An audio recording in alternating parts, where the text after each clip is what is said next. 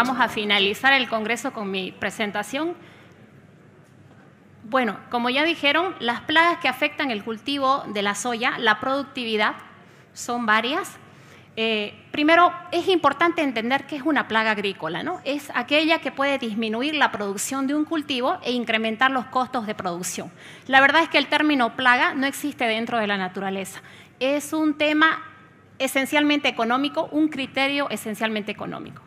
La FAO, ¿cuánto se pierde de plagas en los cultivos año tras año? Según la FAO, perdemos entre un 20 a un 40% en la producción de cada cultivo por la presencia de insectos, de enfermedades y de malezas. En los últimos años, ustedes pueden observar, ese es un dato que me proporcionó el ingeniero José Luis Llanos, entre el 2012 y el 2022 no hemos tenido tan buenos rendimientos en comparación con nuestros vecinos. Poco a poco, a pesar de que se han incrementado las tecnologías, hemos ido mejorando en otros aspectos, los rendimientos realmente no han sido de los mejores. ¿Y cuál es uno de los problemas o cuál es una de las preocupaciones, tanto para nuestros vecinos? Es el peligro de que ingresen plagas agrícolas y que nos afecten entre un 20 y un 40% que dijimos anteriormente. Para Brasil, por ejemplo, existen 150 plagas exóticas que en cualquier momento pueden entrar a las fronteras del territorio brasileño. 10 plagas de importancia económica que pueden poner en jaque mate la agricultura de la soya. Por eso es que nace el manejo integrado de plagas, que es el uso de diferentes técnicas donde el monitoreo para tomar una decisión es fundamental. También es importante identificar las plagas e identificar a los enemigos naturales. La idea central del MIT no es acabar por completo por una plaga, sino más bien reducirla a un nivel que no cause daño económico. Esto es el registro de Senasat. Actualmente existen 2.135 productos en Senasat, de los cuales 31% de los productos que están registrados son insecticidas acaricidas. De ese total de productos, el 57% corresponden o están registrados en el cultivo de la soya. De ese total de productos, la gran mayoría de estos productos vienen por China y muchos de ellos, como por ejemplo Uruguay, también tienen un origen chino, simplemente lo formulan en Uruguay.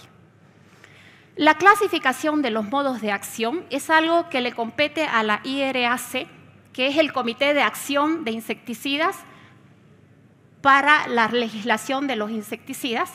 Ustedes pueden encontrar estas páginas, ahí abajo yo les puse, está la de Brasil y las de Argentina, yo suelo observar cualquiera de las dos, y entonces ellos hacen una clasificación de los insecticidas de acuerdo a su modo de acción. Es importante saber qué significan los modos de acción. Uno es el modo de contaminación, que es la forma como el producto entra en contacto, de forma indirecta con la planta, ya sea siendo sistémico o translaminar, y otro es cuando entra en contacto de forma directa con el insecto.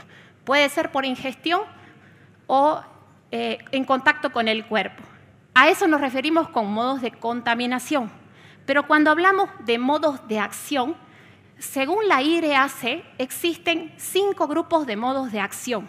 Estos 5 grupos están relacionados con funciones fisiológicas del insecto. Por ejemplo, 14 grupos de modos de acción corresponden al sistema nervioso o atacan el sistema nervioso y el sistema muscular.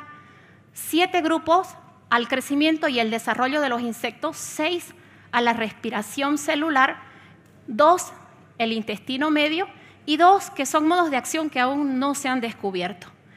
Estos modos de acción están desarrollados con diferentes sitios o mecanismos de acción. ¿Por qué es importante conocer esto? Porque el manejo de la resistencia se hace en base a este conocimiento. Por eso es importante poderlo tomar en cuenta. Según esta publicación, en el año 2020, el 85% de los productos que se venden a nivel mundial corresponden al modo de acción que ataca el sistema nervioso y el sistema muscular. El otro 15% corresponden a los otros modos de acción. ¿Qué pasa con el caso de Bolivia? Bolivia no es diferente. 81% de los productos que están registrados en SENASAT también están relacionados con el modo de acción sistema muscular o sistema nervioso. De este 85%, 15% de los productos a nivel mundial corresponden a productos cuyo mecanismo de acción está relacionado con los piretroides, 24% con los neonicotinoides, 12% las diamidas y 8% las avermectinas. Son los productos que más se venden a nivel mundial. Este es un dato que me proporcionaron de SENASAT. Son las importaciones en los últimos 6 meses. Miren ustedes, el fipronil, los neonicotinoides, las abamectinas, son de los productos que más importación se hacen en Bolivia. Este es el dato, si ustedes hacen un filtro, pueden encontrar que el 24% de los productos que se importan pertenecen al grupo de los piretroides, que el mecanismo de acción es moduladores de los canales de sodio, el 17% son inhibidores de la acetilcolinesterasa, donde se encuentran los organofosforados y los carbamatos, y el 15% son moduladores alostéricos de los canales de cloro, donde están las avermectinas. Estos 3 grupos en Bolivia representan más del 50% de los productos que están registrados. ¿Por qué es importante saberlo esto? Porque tenemos muy pocos mecanismos de acción o modos de acción que necesitamos cuidar para no generar resistencia. El grave problema que tenemos actualmente es la resistencia en las plagas agrícolas. ¿Y cuál es el problema de plagas en Bolivia? En los años 90 teníamos 10 plagas registradas, en los años 2000, 13 plagas registradas, 2006 o 2011, mejor dicho, 35, y actualmente tenemos cerca de 41 plagas registradas en el cultivo de soya. Es decir, ¿ha disminuido? No, se ha incrementado y está muy relacionado con el incremento de la superficie de la soya. Estos insectos y ácaros que se encuentran en el cultivo de la soya, muchos de ellos aún no han sido, o algunos de ellos, mejor dicho, aún no han sido registrados en SENASAT. Y es importante que estos insectos y ácaros sí estén registrados para poder hacer los estudios correspondientes. Esta es más o menos la distribución que ustedes pueden encontrar. Son las principales, recuerde que tenemos cerca de 40. Son las principales que aparecen año tras año en el cultivo de la soya.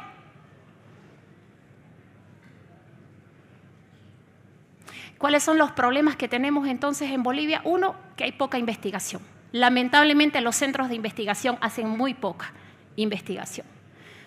El desconocimiento de las plagas agrícolas y su daño, el uso inadecuado de los productos, de los plaguicidas, no los manejamos de la manera correcta y uno de esos problemas es que no hacemos rotación de mecanismos de acción. Por eso doy hincapié a los mecanismos de acción que tenemos. El resurgimiento de nuevas plagas, cuando no se hace un buen manejo de productos químicos, pues plagas que estaban de manera secundaria en el cultivo van a pasar a ser plagas primarias. La resistencia es lo que le asusta a todos nuestros vecinos. Hablaba hace un momento nuestra disertante de Paraguay que tienen problemas serios de resistencia con Rachiplusia, por ejemplo, con Espodóptera. Nosotros no tenemos estudios de investigación que nos digan que ya tenemos problemas de resistencia. ¿Pero cómo lo sabe el agricultor? Porque año tras año tiene que subir las dosis o simplemente sacar del mercado productos que ya no funcionan. Y por último, la mortandad de los enemigos naturales, que probablemente es el tema que a muy pocos les importan. Pero los enemigos naturales son definitivamente los controladores y los encargados de mantener los insectos plagas en niveles que no causen daño económico.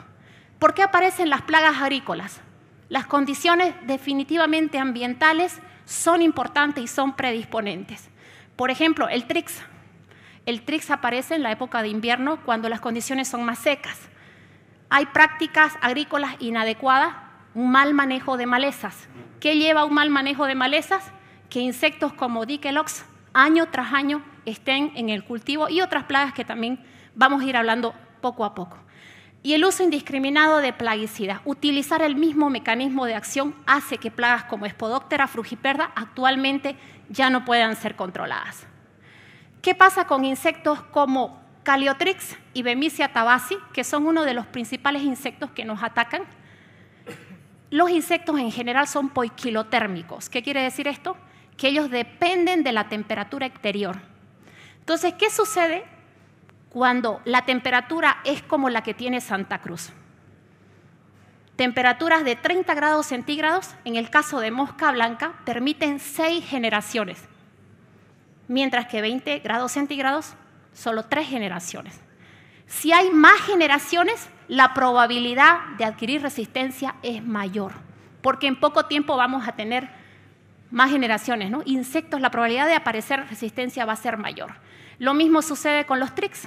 Si la temperatura es mayor, fíjense ustedes, la temperatura de 35 grados centígrados.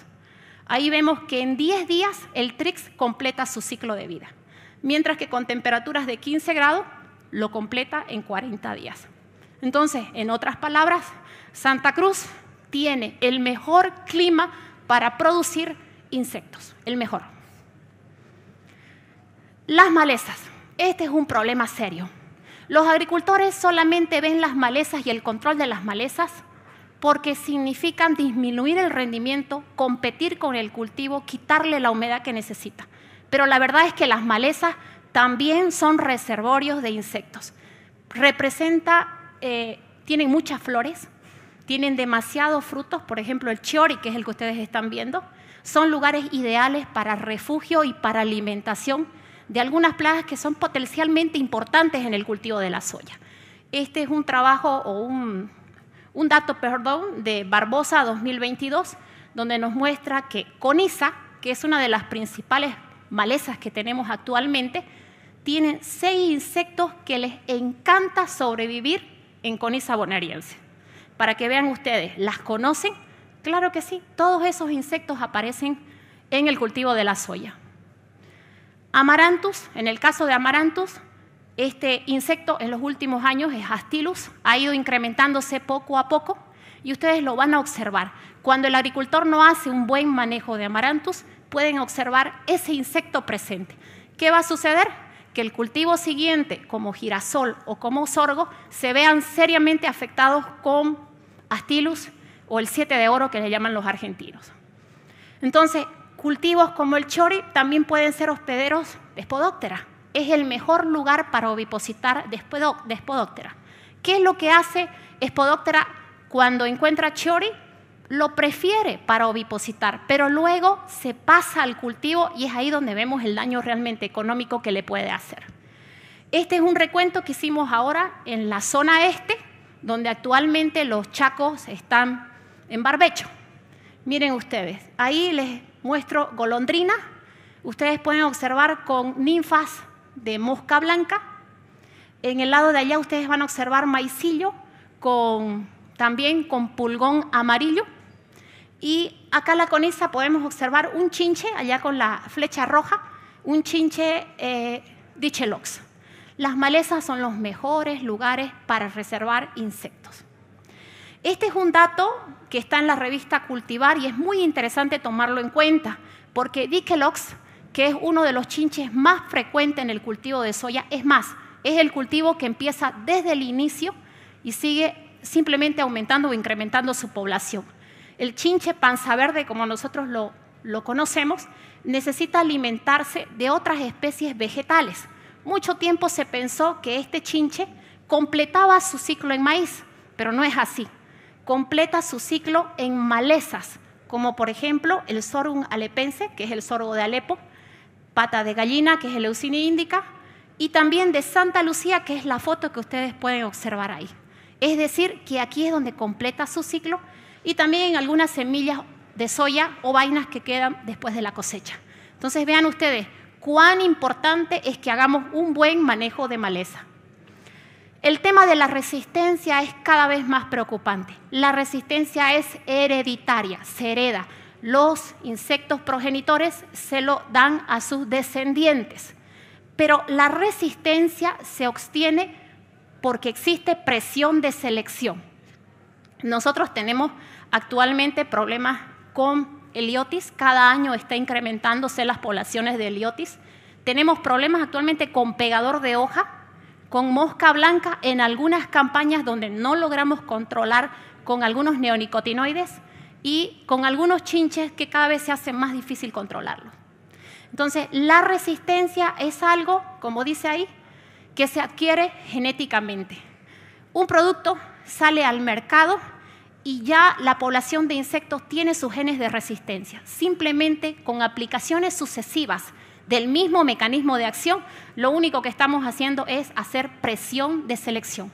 Es decir, que en poco tiempo podemos tener una población de insectos resistentes. En el mundo existen cerca o más de 16.000 insectos que han adquirido resistencia. De estos, 603, como ustedes pueden observar, 603 especies han adquirido resistencia a insecticidas, a 339 insecticidas, y ya tenemos problemas en algunos países de resistencia a partir del año 2002 a soya BT, a organismos genéticamente modificados. Así que ni tanto crean de que el tema de los organismos genéticamente modificados son los que van a solucionar los problemas de productividad en Santa Cruz, porque no va a ser así. Los organismos genéticamente modificados es una herramienta más de un programa de manejo de plagas. Entonces, no pensemos que quizás vamos a dejar de hacer aplicaciones de agroquímicos porque no va a ser así. Tenemos el caso del maíz BT, que en otros países ya tienen problemas con Spodoptera, con Spodoptera, pero tienen muchos problemas con cigarrita y que muchos de los agricultores que ya tenemos en la zona de la Chiquitanía tienen problemas muy serios con cigarrita, precisamente porque en un cultivo genéticamente modificado, lo que hace una plaga es ocupar el lugar que otra plaga no lo ocupa. Si Spodoptera frugiperda no me ataca maíz, pues lo va a ocupar necesariamente. Esa es la naturaleza, eso es lo que existe en la naturaleza. Así que es muy lógico pensar que los chupadores en soyas BT vayan a ser problemas serios en el futuro y que de hecho países vecinos ya lo tienen. Aquí, por ejemplo, pueden observar ustedes 15 plagas que han adquirido resistencia actualmente, de los cuales Bemisia tabaci y Spodoptera frugiperda ocupan lugares importantes.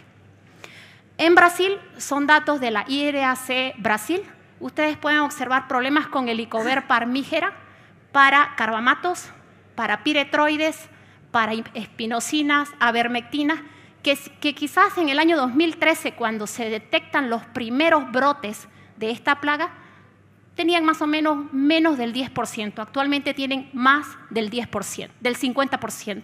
Entonces es un problema que cada vez se hace complicado porque se hacen aplicaciones sucesivas del mismo ingrediente activo.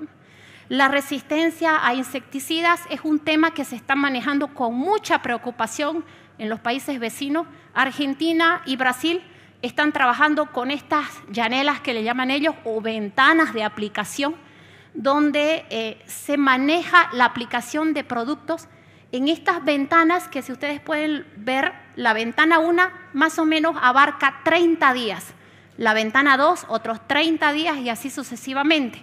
Entre una ventana y otra ventana yo no debería aplicar el mismo mecanismo de acción. ¿Por qué? Porque la mayoría de los insectos tienen ciclos de vida que están entre 20 a 40 días. Entonces son insectos que van a llevar la resistencia para la siguiente ventana. Entonces, simplemente según estos trabajos que se están haciendo en otros países, deberíamos utilizar el mismo mecanismo para la tercera ventana que está ahí. Yo los invito a que puedan revisar el manejo de resistencia que se está dando en otros países, porque en algún momento lo vamos a necesitar. Entonces, la IRAC, como ustedes pueden observar, la pueden inclusive descargar en su teléfono celular y ahí ustedes pueden observar todos los mecanismos de acción donde están registrados los productos químicos. Tenemos 31 productos químicos, mecanismos de acción a los que pertenecen los diferentes insecticidas que hay en el mercado. Los problemas de resistencia, Rachiplusia tiene problemas de resistencia en Brasil. Este, por ejemplo, es un dato de la APRESID, del último APRESID, donde se les pregunta a los agricultores cuál fue la principal motivación para adoptar la tecnología BT Y en color azul, que es la más importante, 35%, dice control del lepidóptero más eficiente. Eso se lo hicieron cuando empezó la tecnología BT en la Argentina. Ahora miren abajo, ¿cómo evalúa el desempeño de la tecnología en lo que respecta al manejo del lepidóptero? Campaña 21-22, 46% dicen mala. Definitivamente para algunas plagas el problema de la resistencia con Rachiplusia, con Spodoptera, es una realidad. Nosotros, esto es en el caso de Argentina, o con soya intacta, perdón, ahí pueden ver ustedes Rachiplusia y Crocidosema, que antiguamente se llamaba Epinotia aporema. Nosotros hemos visto ahora en la campaña de invierno presencia de Epinotia aporema en brotes de soya, en soyas pequeñas, ¿no? No es una plaga de importancia económica en el cultivo de la soya, pero puede llegar a serlo. Ahí están, ¿no?, los problemas de la soya intacta, problemas de Rachiplusia. Recuerden que nosotros tenemos Pseudoplusia y Rachiplusia. Ambos son falso medidor. Los dos aparecen en el cultivo de la soya. Ahora, ¿han notado ustedes? Les lanzo la pregunta a los agricultores. ¿Han notado que en las últimas campañas falso medidor no controlamos como hacíamos en las anteriores campañas? Con productos probablemente como clorantraniliprole y benzoato, probablemente la respuesta va a ser sí. Y probablemente sea lo que les está pasando a los paraguayos, a los argentinos y a los brasileros con Rachiplusia. Este es el caso que les explicaba de Crocidosema, que es Epinotia aporema, que ustedes pueden observar, la larvita pequeña tiene una característica especial que es cabeza negra.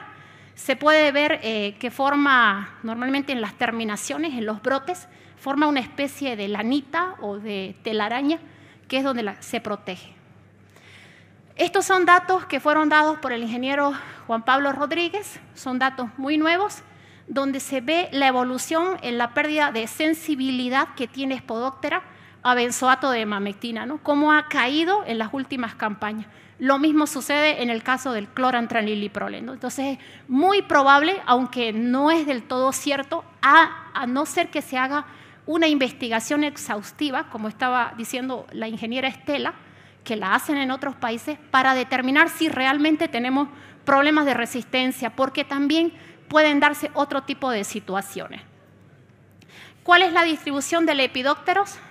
Tenemos algunas plagas como Pseudoplusia, falso medidor, que se distribuyen en la parte de abajo de la soya.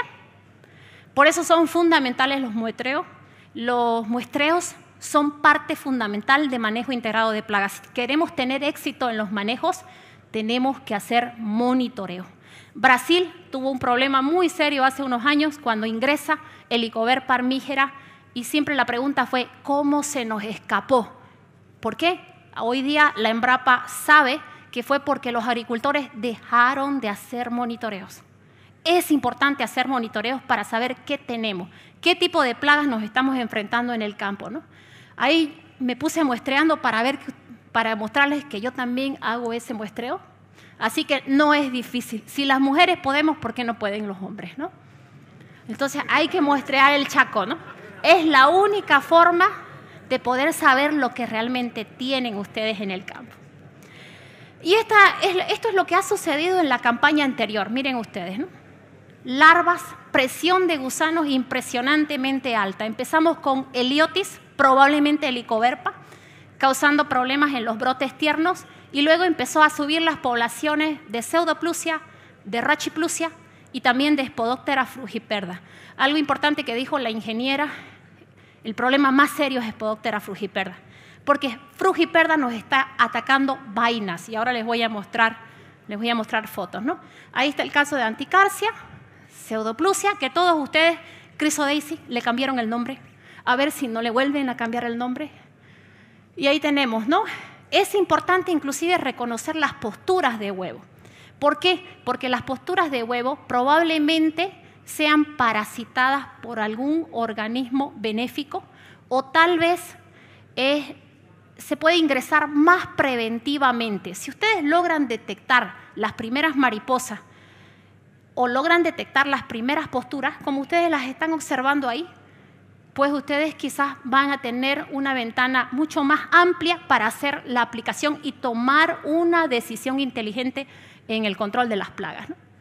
Esto es algo para mostrarles que hay una diferencia entre Pseudoplusia y Rachiplusia. Pseudoplusia empupa en la hoja y es de color verde, mientras que Rachiplusia es de color café, es oscura. Es para que ustedes puedan testear y ver realmente qué les está atacando en su chaco y qué es lo que está sobreviviendo a las aplicaciones de agroquímicos. Heliotis y Helicoverpa, poco a poco, están siendo plagas importantes en el cultivo de la soya. Ustedes pueden observarlo en los brotes tiernos, como pueden observar ahí, larvas pequeñas que atacan los brotes tiernos. No estamos seguros si es Helicoverpa armígera o si es Helicoverpa sea o Helotopoen, que es otra de las especies que existen. Sí estamos seguros de que en algunos lugares no es Heliotis. Es fácil diferenciar entre Heliotis de Helicoverpa, pero no entre Helicoverpas. Ahí vean ustedes los brotes tiernos atacados con Helicoverpa. Helicoverpa es mucho más agresiva que cualquier de las plagas anteriores, los lepidópteros, porque va directo a las estructuras reproductivas, que es lo que cuidamos.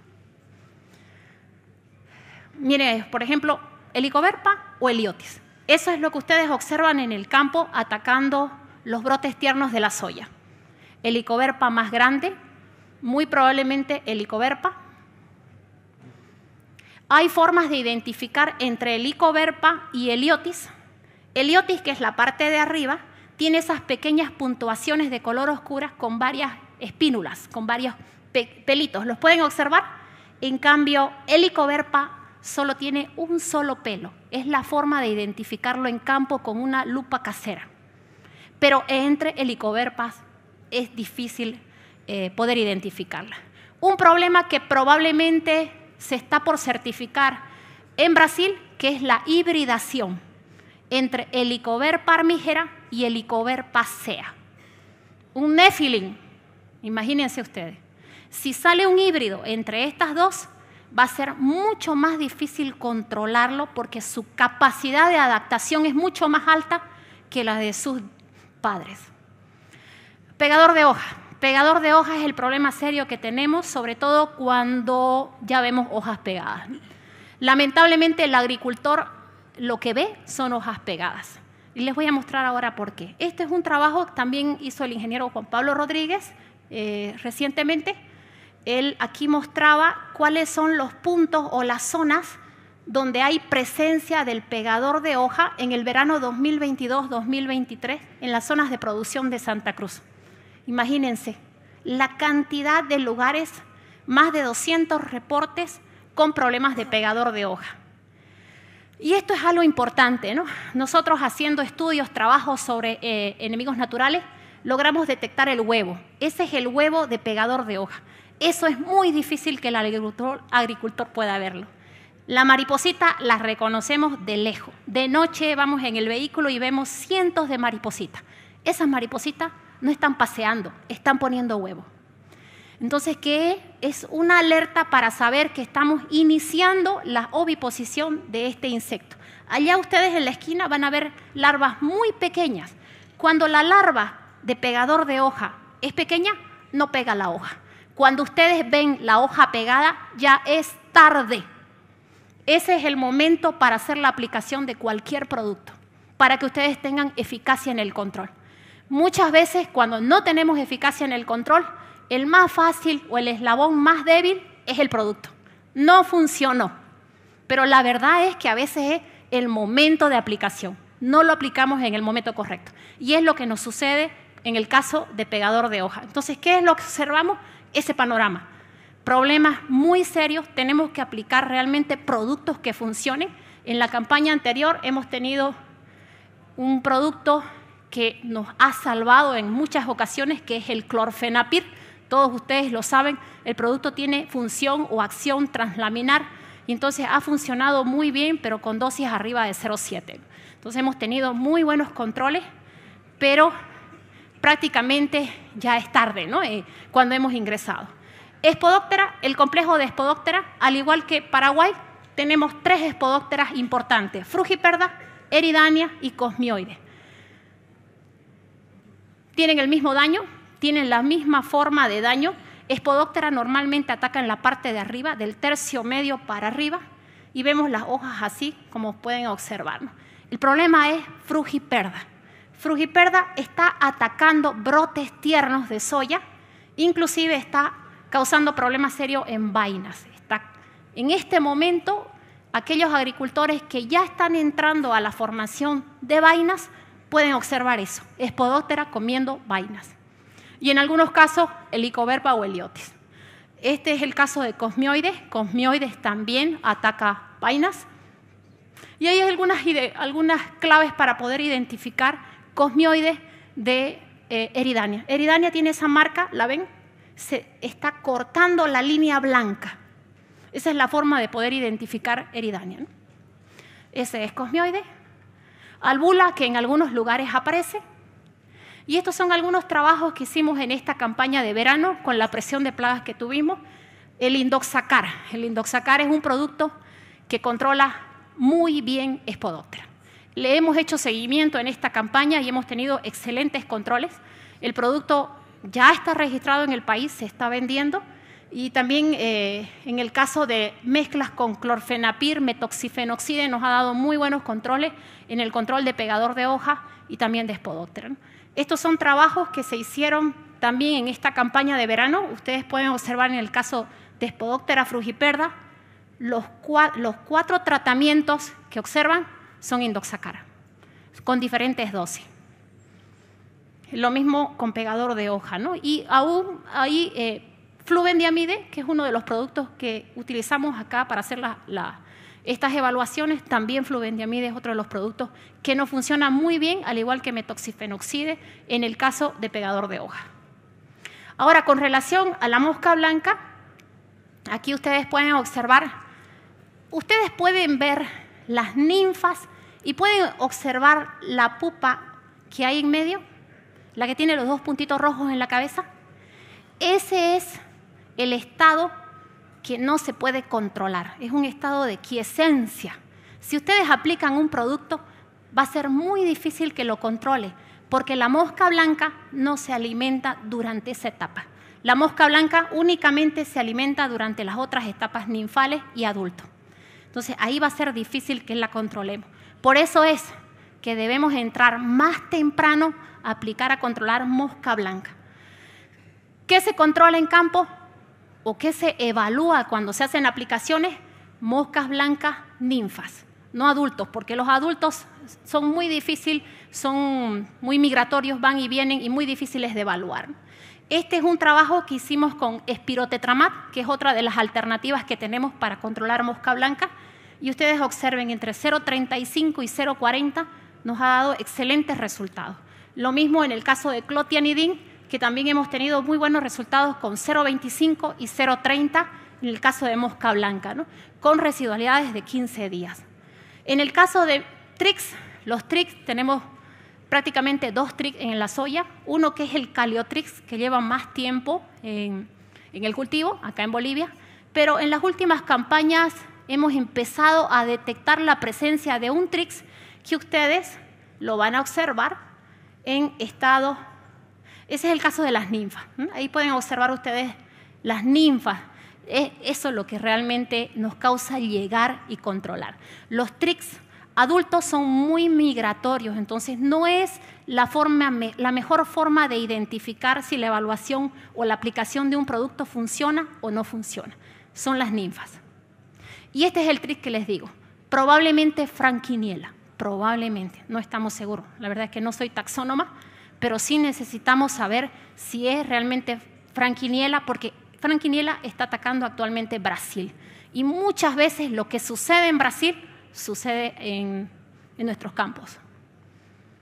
Bueno, con relación a los chinches, los chinches normalmente hacen su aparición o su mejor ocurrencia en R5 o R3, R4.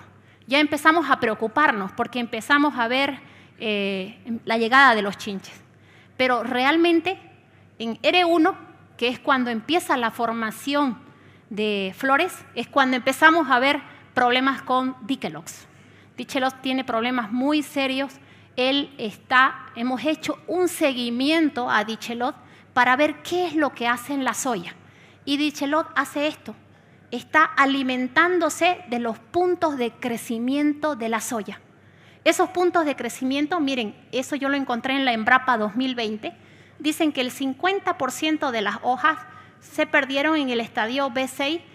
Cuando se pierde, el rendimiento se reduce en un 35%. Entonces, este chinche, ¿qué es lo que hace? En estos lugares que son ricos en meristemas, se están alimentando. ¿Qué sucede? Esa parte se cae, se seca. Una hoja o una flor menos, ¿qué significa? Una vaina menos. Entonces, hay que tomar mucho cuidado con el Dichelot porque está siempre en la soya, quizás haciendo este tipo de daños. El problema más serio que tenemos es con Piezodorus, es el que tiene el rostro más largo, puede causar problemas más serios en el caso del grano de la soya, pero la verdad es que el mayor problema lo representa Euchystus, ¿no? Euchystus, tenemos serios problemas con Euchystus nosotros. Se van a fijar algunas zonas en la época en el anterior verano, vimos Euchystus, Dichelot, que hacen mucha más presión en algunos lugares, ¿no? Dichelot, Euchystus, mejor dicho, el problema es que dura más tiempo causando daño en el cultivo y tiene mayor capacidad de daño, sobre todo en la fase de formación de los granos, ¿no? Aquí podemos observar que aunque el daño de Euchystus es menor que el consumo diario que hace Piezodorus, la permanencia en el cultivo es mucha mayor alimentándose de Euchystus que de Piezodorus. Hay algunas formas para poder identificar qué tipo de Dichelox nos está causando daño. Y al parecer, según las características que nos han llegado, probablemente es Melacanthus, Dichelot melacanthus, debido a sus características externas. Así también no siempre van a tener la panza verde, algunas veces van a tener la panza de otro color, que está muy relacionado con el fotoperiodo con temperaturas más frías. Y eso es lo que hace Dichelot, fíjense, ataca los puntos. Les comento que yo me tuve que quedar todo un día examinando y viendo hasta poder detectar qué era lo que estaba haciendo. Y eso estaba haciendo. Cada vaina, cada punto de inserción de una vaina o de una flor estaba picando. Cae y es menos, una vaina menos. Hay que tener mucho cuidado, ¿ya? Este insecto prefiere gramíneas, pero de un tiempo a esta parte está causando más problemas en el caso de la soya. Aquí podemos observar, porque a veces las ninfas son muy similares entre Dichelot y Euchystus. Ustedes lo han podido ver.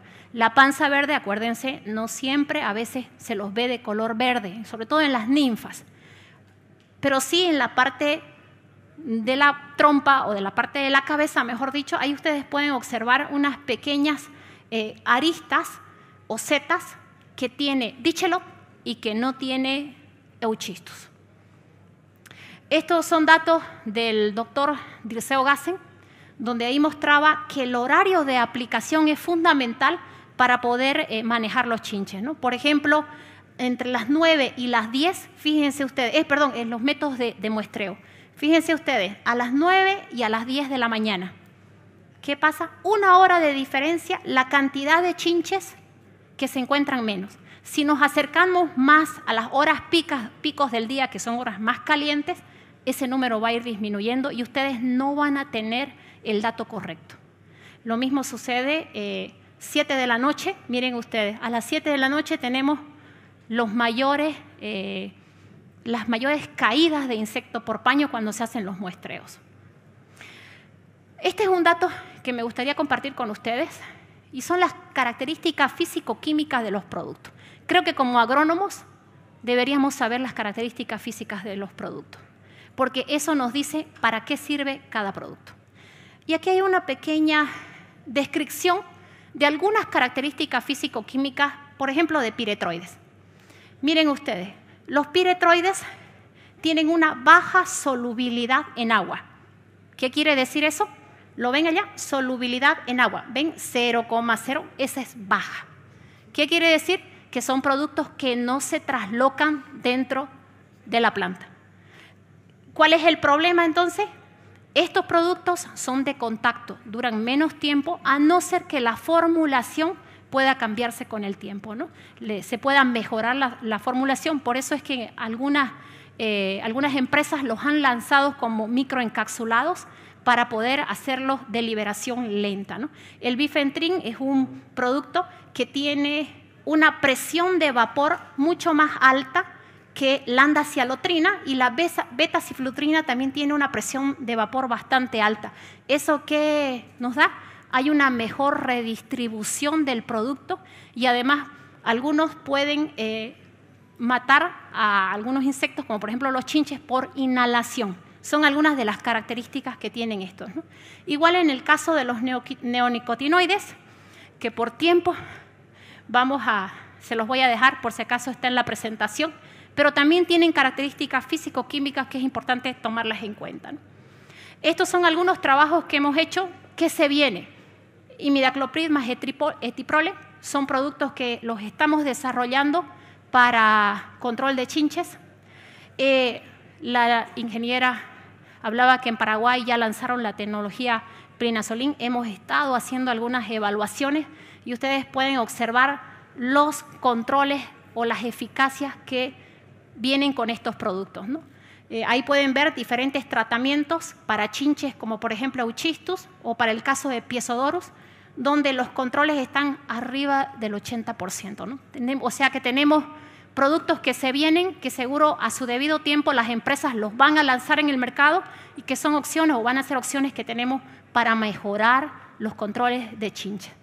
Con los ácaros, bueno, los ácaros tienen una forma especial de alimentarse. Ellos no ingresan directamente al sistema vascular, se alimentan de la parte de las células parenquimáticas, y aquí pueden observar, ¿no? ¿Qué es lo que hacen los ácaros? Van incrementando sus poblaciones. Es decir, que cuando a veces ustedes ven hay una población muy alta, simplemente es porque creció la población. Entonces, quizás es importante empezar a ver aplicaciones tempranas de algún acaricida para poder hacer el manejo mejor de los ácaros, que cada vez nos está causando más problemas y no hay muchos acaricidas en el mercado, ¿no? Ahí están algunos de los ácaros, su reproducción es muy alta. Este es un trabajo que hicimos donde son diferentes tratamientos, pero de todos los tratamientos el mejor producto es Pyromexifen. El mejor acaricida que nos funcionó en este tratamiento fue Pyromexifen. Pyromexifen tiene una característica especial que actúa sobre los lípidos, inhibe los lípidos. Los lípidos, ¿dónde se encuentran? En las membranas. ¿Qué pasa? Al no formarse las membranas, no se forma la cáscara del huevo. Entonces, en poco tiempo la población baja y permanece bajo la población de insectos. Por eso es que es un producto muy bueno. Estas son otras cosas que hemos visto esta campaña. Hay que seguir estudiando, hay que seguir trabajando para poder entender de qué se trata, con algunos daños y algunas presencias de cigarritas en el cultivo de la soya. Los enemigos naturales, dijimos que es lo que quizás a muchos no les interesa, pero forman parte del programa de manejo integrado para poder manejar inteligentemente las plagas, ¿no? Del 100%, 3% son consideradas plagas arícolas. 97% son insectos benéficos que nos van a ayudar en el control de las plagas. Todos los insectos tienen enemigos naturales y hoy día está muy de moda el asunto de los enemigos naturales y de los controles biológicos, ¿no? Brasil está llevando la vanguardia, está siempre un paso adelante, sobre todo con el asunto de los biológicos. Ha crecido bastante en el Brasil. Nosotros actualmente estamos trabajando para poder encontrar una compatibilidad entre los productos químicos y los biológicos. Por ejemplo, con pruebas de selectividad, hemos hecho bastantes pruebas de selectividad, sobre todo con los productos que comúnmente se utilizan en el cultivo de la soya, ¿no? Estos son trabajos de tesis, de maestría y de posgrado y de pregrado, que ahí ustedes pueden tener acceso a toda esta información, donde se ve que hay productos como los que ustedes están observando ahí, que quizás en algún momento pensaron que eran productos que no causaban problemas. Sí, Espinosa es un producto que mata 100% enemigos naturales, por ejemplo. Entonces, qué interesante es ver eso, porque a la hora de poder utilizarlo dentro de programas de manejo integrado, lo vamos a tomar en cuenta, ¿no? Este es un trabajo que ahora les paso. Esto estamos trabajando con algunos acaricidas, con algunos neonicotinoides, incluyendo el sulfoxaflor, que es uno de los productos que funciona muy bien para el caso de los chupadores, y el sulfoxaflor es uno de los que nos ha dado menos efectos negativos sobre enemigos naturales. Este es el caso de parasitismo con otro tipo de productos, acaricidas.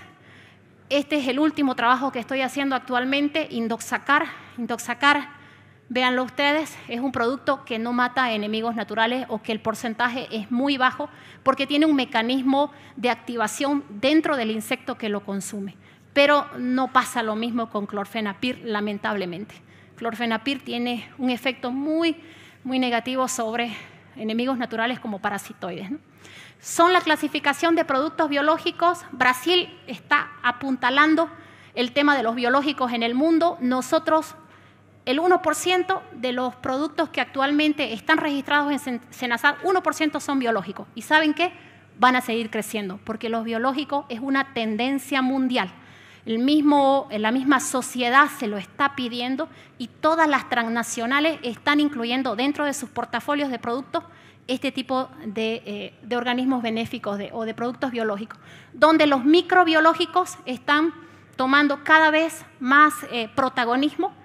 Aquí, por ejemplo, tenemos el caso de depredadores, parasitoides que ustedes pueden encontrar en campo, o el caso de algunos trabajos que hemos hecho con tricograma. No me puedo ir sin hablar de tricograma. El tricograma es el mejor parasitoide.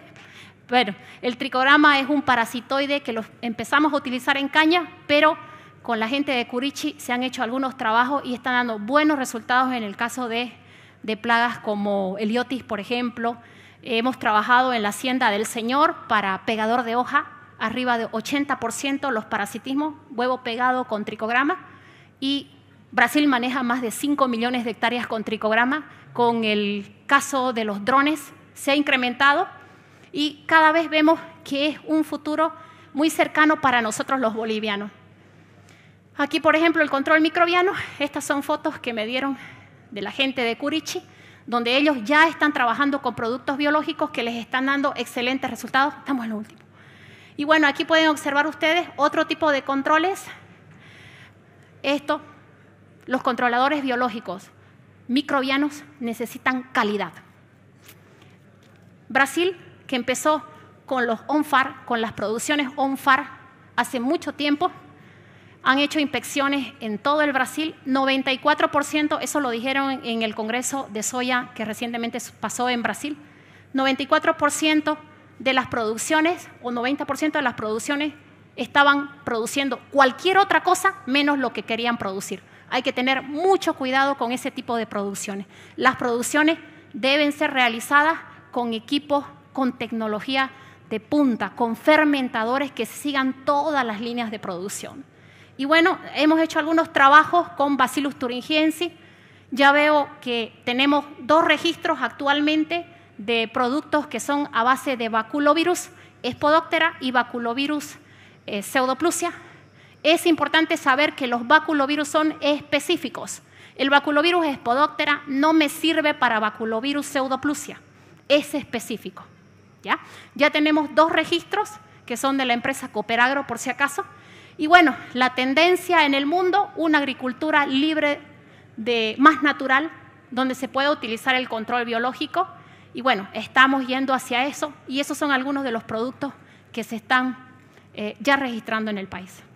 Me apuré a lo último. Muchas gracias.